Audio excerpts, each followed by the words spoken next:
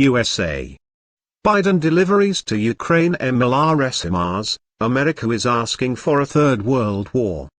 In the past, it was anti-tank systems, combat vehicles, helicopters and ammunition.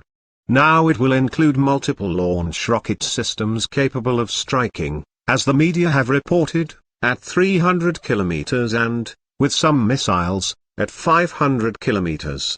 Kiev has been promised ammunition with a range of 80 kilometers under its guarantee that no US strikes will be carried out on Russian territory. Disbelief in this was already expressed today by our foreign ministry. 4 Mlrs Himars have been deployed to Europe in advance.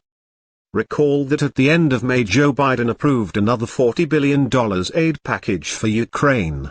The amount is considerable, especially for a country experiencing serious economic problems. Analysts warn a full-blown crisis is coming. Inflation is at a record high in the last 40 years. But Joe Biden nonchalantly hints that soaring food and petrol prices will have to get used to. They could have been higher, but we've managed to contain them. It is the same with petrol.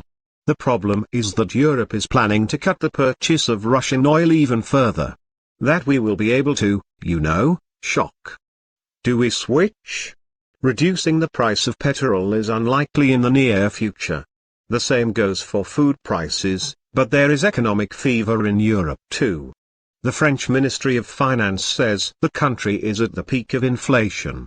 The hardest part is yet to come. A gradual decline is not expected until the end of the 2023. Ordinary citizens have to suffer because of the anti-Russian policies of their governments. The new sanctions against the energy sector will be a real disaster for the French. Marine Le Pen, who lost the presidential elections, has warned of this. In Italy, fishermen are being forced to work at a loss. It is too expensive to fuel the boats and that tens of thousands of farms are also in difficulty. And against this backdrop comes news from Bloomberg. Despite the restrictions, Russia will get %20 more revenue from oil and gas sales than last year. We are talking about a sum of $285 billion. Sanctions have pushed up energy prices and sales have become more profitable.